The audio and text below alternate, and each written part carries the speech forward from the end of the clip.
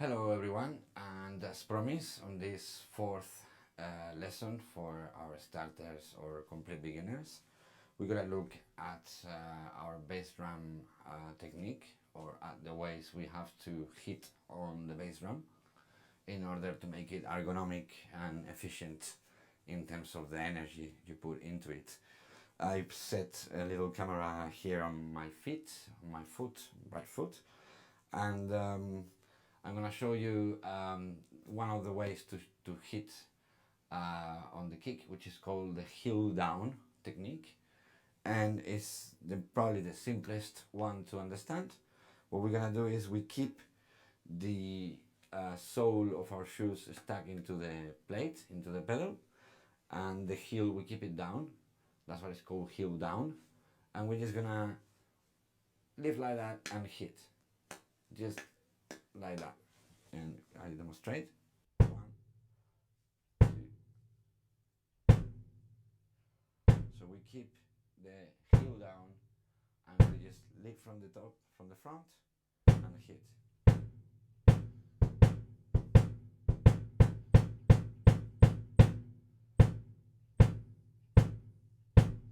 Okay, and now this is probably very good for control because we keep our heel down on the floor, so we got balance, but it's not very good for speed or for volume because we mainly depend from the calf muscle over here on the front side, especially on the front right side of your right leg. And what happens here is this muscle is not massive, so it's not that strong, and after a while, if you play lots of strokes or you want to put a lot of power and momentum into your hitting, it becomes quite tiring for that muscle, and you're gonna feel it getting a little bit tense over here in this part I'm showing you with the hand. So 1, 2, 3, 4, 1, 2, 3, and 4, 1. Okay, that's the way to hit it. There's another way to hit it, which is called leg stroke, in which case we use this part of our leg to lift our entire leg. As you can see now, I'm lifting my heel at the back, but I sort of still in touch with the front side of the pedal, because now we're gonna immediately release, and we release the weight of our leg down into the plate.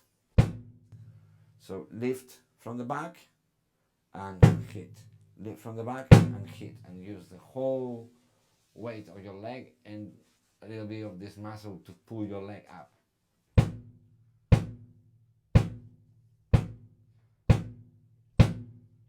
So this stroke is very good for rock, and it's very heavy, very loud, and it doesn't get you too tired because it's usually used for not very fast strokes, because if we need fast strokes, we can't really use our leg that much.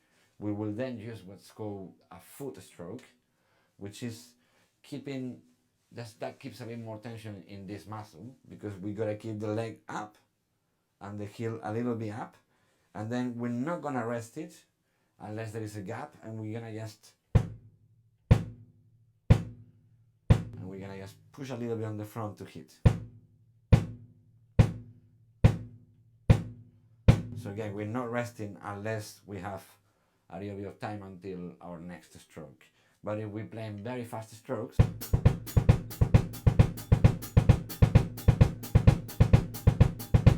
you won't rest it, because there's barely any time to rest it. This is for a fast samba ostinato groove.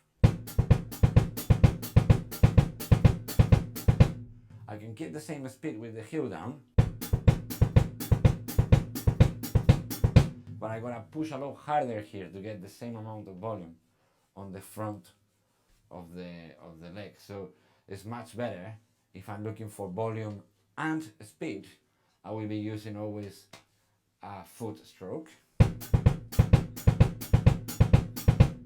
And if you are looking for control, or you're looking to play softer, I would recommend you to just use heel down, because you get you don't put the whole weight of your leg on the stroke, and then you can control a lot more the amount of strength you put into it. So if you're playing a slow bossa, you can play with the heel down because you won't need much strength into it, and you can just go.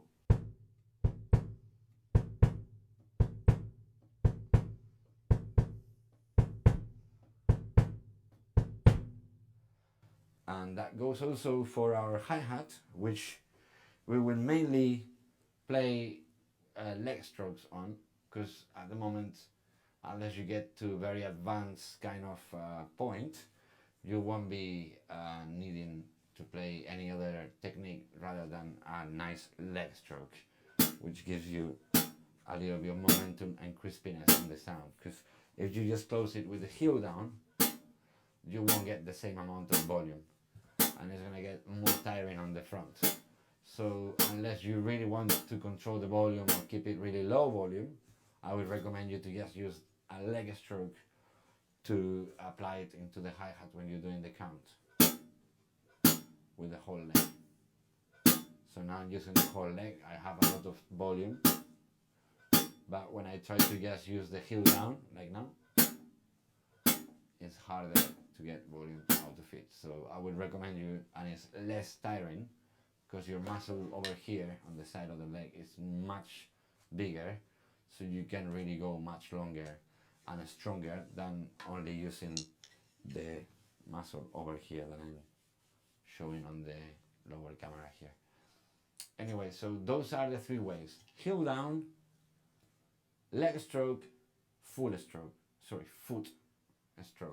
Okay, so foot stroke is for fast and loud, leg stroke is for loud but not too fast, and heel down is for volume control, so you don't need to play too loud, and it also gives you a little bit of better balance because you can rest your leg on the floor and it doesn't throw you too much out of balance. But precisely what we need to do is to try to get accustomed to play with the three ways, so that we use them depending on how do we need to play, and that is obviously the most efficient energy wise way to play, because otherwise you're not going to get enough volume, or you're not going to be applying the motions in the right way, so they won't give you the maximum momentum out of it. So what we need to look for is to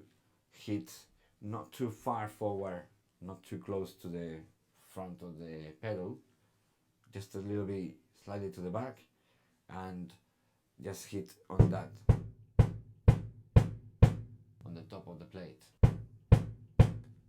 and then we get a little bit of momentum, and we start feeling the spring as well. There is a spring on the pedal that we can adjust.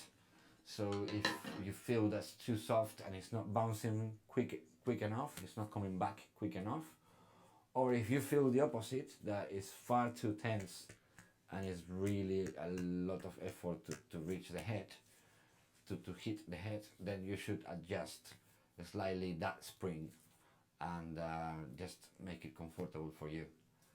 Not too tense, not too loose. You want it to be reactive, so slightly tense to get enough bounce, but you don't want to kill yourself having to apply so much strength into it. So just play a little bit around with it until you find your sweet spot and your comfort zone. Yeah, thank you for listening and for watching, and I will see you on the next lesson for starters and complete beginners, and I hope very soon you can move forward to a little bit more advanced lessons and tips. Anyway, stay safe and practice lots. Bye.